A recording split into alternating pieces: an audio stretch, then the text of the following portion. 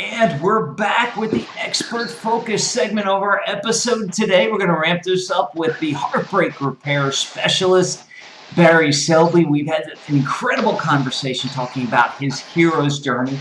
If you're just watching this piece and haven't watched the first part of the episode, head back out, watch the hero's journey, get to know Barry at a deeper level, because once you do, you realize that what he's about to talk about, he speaks from personal experience, and he's the guy to help you, especially when you're looking for a heartbreak repair specialist, because goodness knows, Barry, there's a lot of people looking for that old heartbreak repair specialist in this world today. Indeed. And I say that because we'll get into your topic in a second, but I think something I heard is like 50% of marriages now, or something crazy like that, end in divorce. And I just heard another statistic yesterday, which is scary. 75% of all divorces are initiated by the woman nowadays, which is, this was on, I was watching D News yesterday, and they did this whole thing on, it was kind of ironic that it came on yesterday, and we're talking today about this, because they said 75% of divorces are initiated by women, and that it actually, surprisingly enough, is worse for the man, and it takes the man longer to get over a divorce. And they say some men never get over the divorce, even when they have another partner. It was a bizarre thing to start, being divorced myself, I kind of relate, but so I know there are millions and millions of people looking for a heartbreak repair specialist. So let's dive right into it. Give us a quick, I'd say 60 to 90 second overview of what we're going to talk about. I'll give the folks 3 bullet points in a minute, but let's get in and what are we going to talk about in this segment? Basically, the truth, you mentioned this about the divorces and about men having a long-term recovery. Being a guy, I know this, is that we as men generally have a much harder time connected to our emotions, which is why we're such a challenge. Women are generally more able to access it, which gives them the ability, not always the result, to heal more rapidly. At the same time, women have been more empowered, and I have a whole thing working about the feminine, which I'm very passionate about in my work. Women have been through the third wave of the feminist movement in the last 10, 20 years, and I can go a whole other conversation about that. They go about the suffragettes to the sexual revolution to what's coming now. And women are seeking their own independence and freedom and fulfillment, which some relationships have stifled for them. Yeah. So a lot of women have chosen that way out because they didn't have a man who either understood, supported them, or even gave them the freedom. And that's unfortunately what's been happening because of where we come from in our evolution.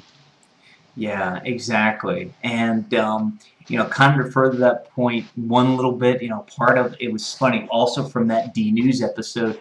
One of the things people have to realize is that you can change your mind very quickly, but it's difficult to change your biology, and it takes a lot longer to change the biology. We might touch on that during the show, or we can talk about it afterwards. I don't want to derail your epic topic for today. So we're going to talk in this segment about foggy glasses and the fact they make it hard to see.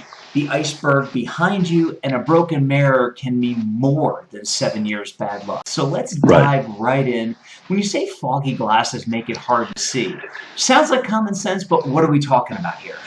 It's basically because, especially with, let me say this, with the millennials especially, the dating applications on the smartphones have changed the whole marketplace for dating. And what people look for can be very myopic or very simplistic. They go, well, she's cute or he's cute, and right age, right location, let's date. And what I mean by foggy glasses is, if you had a clear lens, a clear vision, you'd actually have a lot more keys you look for in a partnership than just what's convenient or what's the first 3.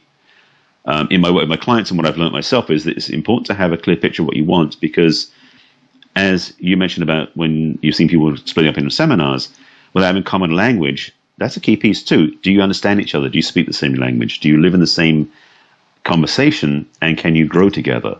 And so for me, relationships are more than just, okay, they're cute, let's go out, because that's what drives a lot of people's thoughts about relationship, and they wonder why it doesn't work. So the foggy glasses means that we're not really looking clearly at what we're dating. We've kind of got this thing of, well, cute enough and funny enough, but you don't know about the history and their patterns and all the stuff they bring to the relationship, which is the next piece we'll talk about. All those experiences that may not fit where you want to go. So the foggy glasses is a dangerous thing, because it's important to know what you really want. And it's so tempting because of the smartphone apps and the websites and all the other things out there that you can just meet somebody cute and like, that'll work. And it won't. Well, and it's interesting because I also heard, and I also was looking at another story, and they were talking about, basically how Tinder is changing the face of dating, and the fact that, now a lot of, millennials and even the next generation are growing up where it's becoming so commonplace. You just basically look at an app, swipe through, and it'll have multiple, whether they're actual sexual partners or just multiple partners, and not really become completely invested. It's almost kind of the ironic thing, Barry, is are we almost getting back to, and this is not Foggy Glasses, but I got to ask this, are we almost getting back to the 60s and the free love movement? I mean, is it's kind of, it's kind of oddly, I'll say similar, only with a technology twist on it.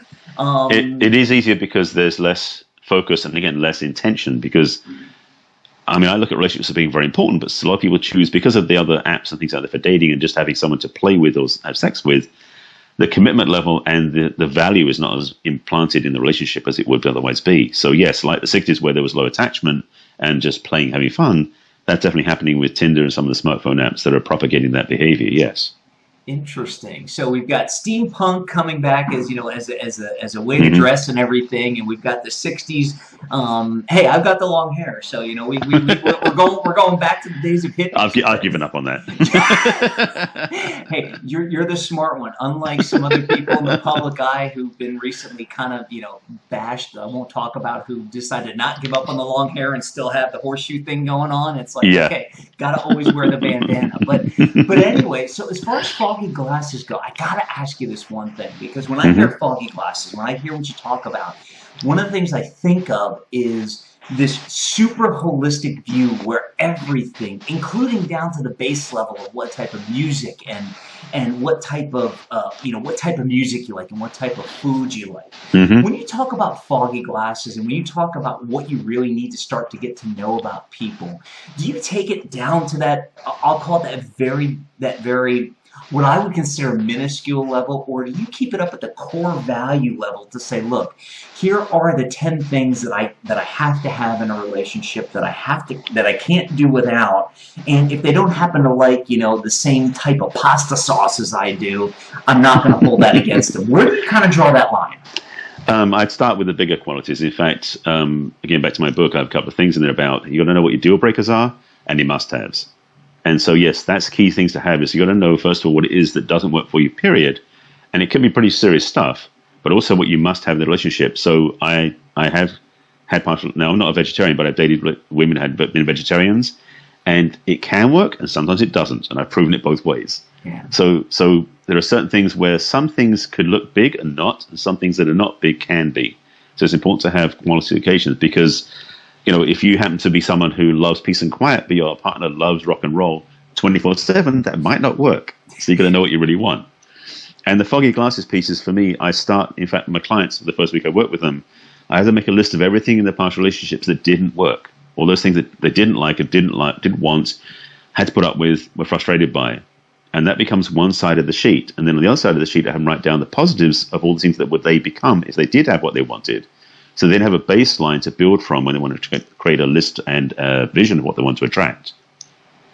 Excellent. So just to repeat, you have basically you have the I'll call it the core values, that top level, that really, it's kind of like the must-haves and then the I really hope they have these, and then kind of the okay, these are not important, that these are kind of the it'd be cool to have. But if they don't, I can kind of deal with it. It's not that It's not that big of a deal. Yes, exactly. So it's having that piece, and so it's important to have understanding of what is what seriously is important that you cannot live without, and some things that you say, you know what, I can work with that. And it's being understanding, because it could be pets, it could be maybe an allergy to cats, and if your partner has a cat, and I've been there before, it was challenging to be over at her place because I'd start sneezing all the time. So there's certain things that say, this doesn't work. And it's not from a point of view that's wrong. You're just saying that's for me. So again, having those true values assigned. And that is epic. And that's why you as a viewer, if you're going through a heartbreak or maybe on the verge of it or are dealing with it right now, you got to get in touch with Barry, because most coaches I know will sit there and not separate the multiple pieces when they talk about your next relationship. They'll sit there and say, okay, you got to have this one entire list of must-haves, and even if it's the type of music and everything else, you really need to have that down. And Barry, you sound like much more of a progressive coach that you split up into multiple areas, because realistically, there's things that, love does conquer a lot of things. And when it's the type of pasta sauce somebody likes, love should be able to conquer that. If it can't, you're in trouble. I'm going to tell you right now, if you fight over the pasta sauce, if you're watching this and you're fighting over the pasta sauce, you're in trouble, because it ain't that important. Trust me. And it isn't about the pasta sauce. That's the truth. It's not. It's not, and that's where a lot of people. I'm sure you deal with this all the time. A lot of people get in that mode where they start arguing and they start really being upset about the little things, and they think it's about the little things, right? And they don't realize that, man, if you're starting to fight over the little things, get to see somebody like Barry today, because you in big trouble. That's the right. Yeah. So it's kind of interesting, because it sounds like we're about to get into the iceberg, because I think a lot of the iceberg behind you can breed those little troubles. But I guess the last thing I want to ask you about real quick is when you're talking about Foggy Glasses. This is just going to do a real quick answer. When you have people define that list, do you find it's difficult to try and convince them that when they go out and find the next person, that they shouldn't feel like what they've written down that list is actually bashing their ex, that all they're doing is saying, look, I've grown, and I'm not saying my ex had or didn't have any of these qualities, I'm just saying this is what I want in my life? Well, the thing is that Foggy Glasses is where you're going, and I'll get to the other part in a minute. That if you're looking at your ex, then you're not looking where you're going. You're walking backwards. So you really got to focus on what you really do want, and it's not about them, it's about you. And that's the truth, is that your ex hopefully showed you things about yourself that you had to shift. Like, oh, I didn't choose that. That was my learning. I want to choose it this time. Thank you to my ex for that one. And literally from a place of peace. Exactly, and that's epic. Well, it's funny, because we'll probably talk about this later. Maybe I'll have you on for a second episode. We've got to get into the iceberg behind you, because it's really intriguing to me, because I haven't heard of this concept before. I kind of think from prepping the show I know what it's about, but why don't you give our audience a view of what the iceberg behind you is all about? Sure. It's funny, because I was actually recently at a lecture by Bruce Lipton, who talks about the biology of belief, and I love him. He's a sweet man, great information, great insight. He said something that I talk about, so I actually got better numbers from his specifics, because he's good with statistics, being a scientist. If you know what an iceberg is, basically, in terms of an iceberg sits in the ocean, and approximately 90-something% of it is below the surface, and about 5-10% of it is above the surface, because an iceberg is the hidden part. Hence the problem with the Titanic and other things too, where icebergs are deceptive. Well, our consciousness is the same. The way Bruce put it, he said that basically something like 95-96% of our consciousness is our subconscious, and 4-5% is our conscious mind. And the way he described it was, and I love this because he talks about how our conscious mind is our dreams, our visions, our intentions, what we wish for. Our subconscious mind is all our rules, have-tos, history, and beliefs. Now, the way I use it in my work is, the challenge is that we set intentions about relationships. So the Foggy Glasses piece, where you basically get a vision and clarity of what you want to create, that's great. However, if you don't deal with and make peace with and have some resolution with your iceberg below the surface, that's going to keep overriding your choices. And again, the iceberg being so much below the surface, that's a lot of power. So a conscious mind may be only 4 or 5%, and a subconscious mind is all the rest. That means our consciousness is being driven by this large chunk of energy that's tied to our beliefs, rules, and structures. That subconscious mind, unfortunately, was implanted around the age of 6. Yeah. Because we are raised, and this is the thing I've learned over the years, from the age of 0 to about 8, 9, or 10, we don't have really a conscious mind. We're a sponge taking in the world. So we learn from everything around us, our parents particularly, and other adults, teachers, religious teachers, with all these people. That's the way life looks. And when you're a 2-year-old, our parents are gods because they're big, they're tall, and they tell us what to do, and they take care of us. They feed us and nurture us and everything else, hopefully. Yeah. Because some parents, I understand, didn't do that. But the thing is, we get this history lesson, or I should say our life path, implanted in our consciousness by these learnings without any filter. And around the age of 8, 9, or 10, our conscious mind sort of becomes online because we have self-will and autonomy. We start thinking about things. That becomes the gatekeeper for the subconscious. So really from the age of 10 onwards, we have this gatekeeper that keeps us protected in a way, so we don't become a sponge for everything coming in, except for the things that are resonating what we already know. Then they go straight past the gatekeeper. So that iceberg is really this huge amount of beliefs, rules, and structures we carry inside of ourselves that are running like automatic pilot. And this is the challenge, because in automatic pilot, we don't think about them. So we say, I'm going to go over here, but our subconscious mind is going over there. We end up going this way, not this way. And it's true in any part of life, not just relationships, in career, in financial areas, and all areas, but particularly in relationships, we will make choices based upon our unconscious mind. And I'm going to give you personal examples, which I'll give you, of how amazingly accurate it is, but also how silly it looks looking back at it. Yeah, well, and it's interesting because it's akin to the concept that I talk about in the personal growth area of my business, which is finding your 0 point and going back to find that blueprint inside of you that was left inside of you from day one, that the world and everything, all the well-meaning people have masked over and taken you in in a different direction. And you look in the public eye, there's countless times where when when parents and when well-meaning people have supported what was inside of somebody, they are successful, even if they come from humble and terrible beginnings like Loretta Lynn and Oprah. Yes, for those of you millennials who don't know Loretta Lynn, go look her up. I've just completely dated both Barry and myself. Thank you very much. But no, I mean, but that's the that's the whole or we'll bring it into today. Taylor Swift. There we go. Now this video will go to #1 ever. There we go. Because we'll put it in the hashtags. Yeah, just put hashtag Taylor Swift. But no, in all seriousness, it's when you have well-meaning people who support you and support the good things in your subconscious, you have a great path. When you don't, and they think they kind of know better than you, and they don't realize what's inside of you, it becomes a challenge. Now, when you work with people, do you find that same thing when looking at the iceberg and everything else, and when going back into their past, do you kind of see the same thing, or do you see something different? Well, let me first start off with my own story, just to give you some personal highlights on this, because it's part of that hero's journey. True. I mentioned at the beginning about how my parents had what I thought was a perfect relationship. Everything was working fine, no arguments, everything else.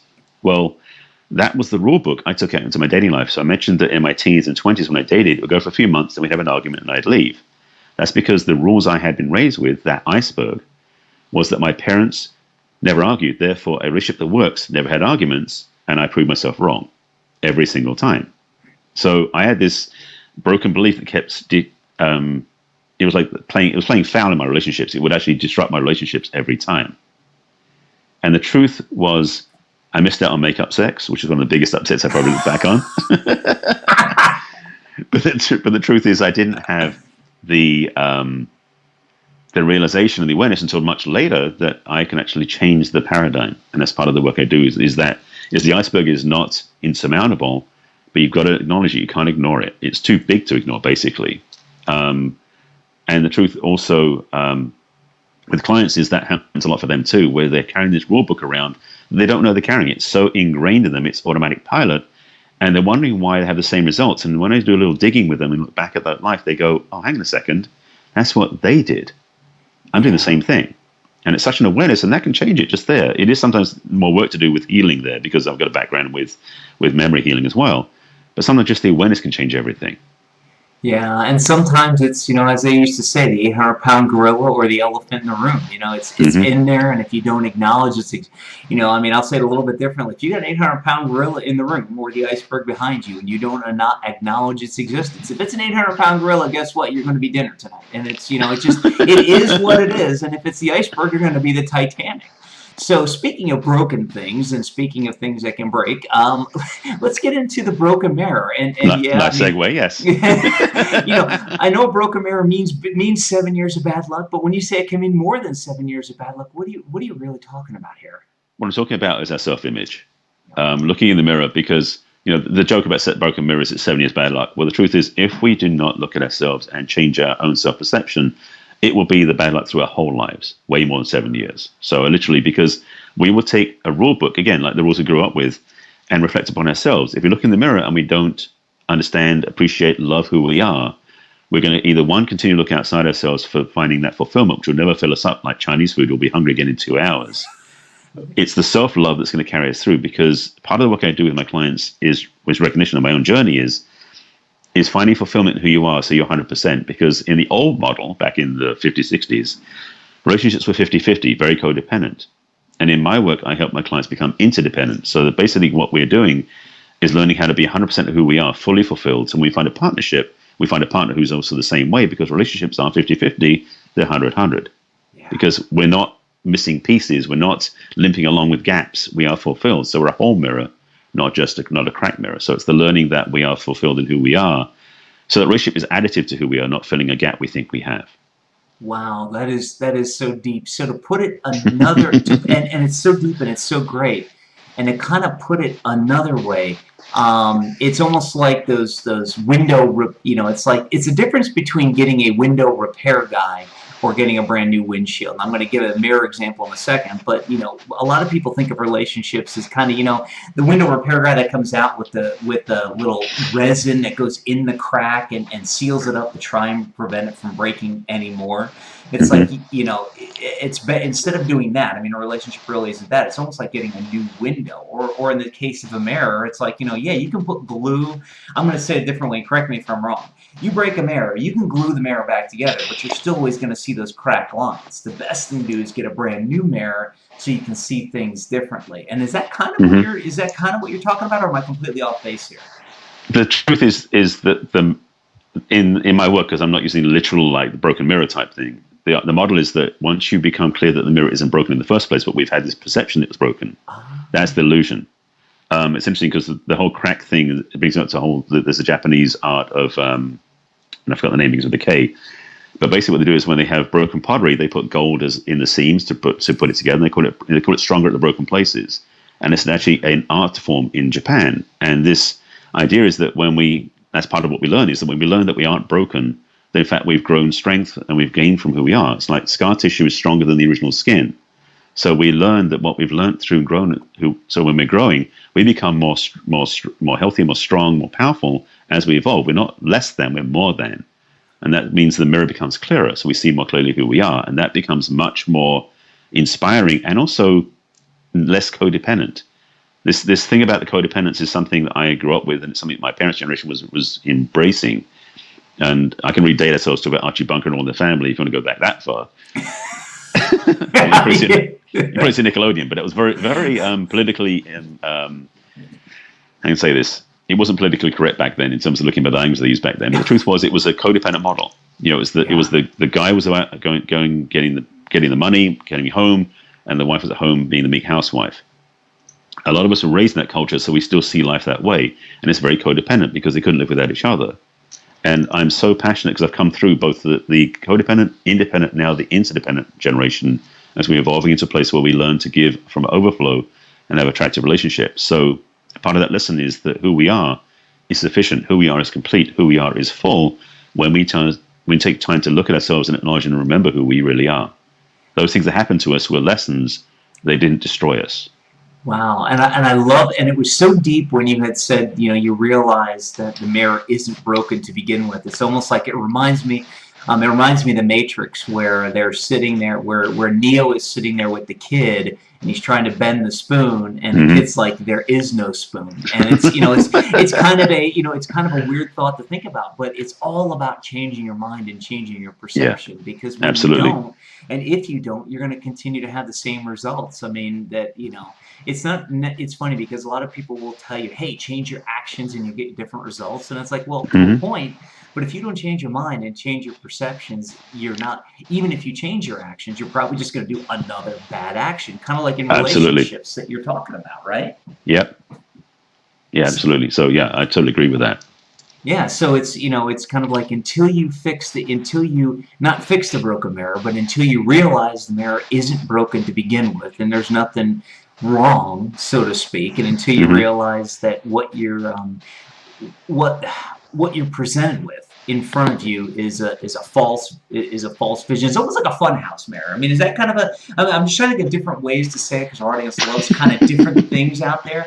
So it's almost like a funhouse mirror. It's like, you know, you have a choice, but, you know, if there's 4 mirrors lined up and one makes you look skinny, one makes you look fat, one makes you look this, one makes you look that, you have the choice to go to each one of those mirrors and you'll see what that mirror reflects. Is it the same thing with the broken mirror, that you have a choice to either look at a broken mirror or a non-broken mirror and see what it reflects?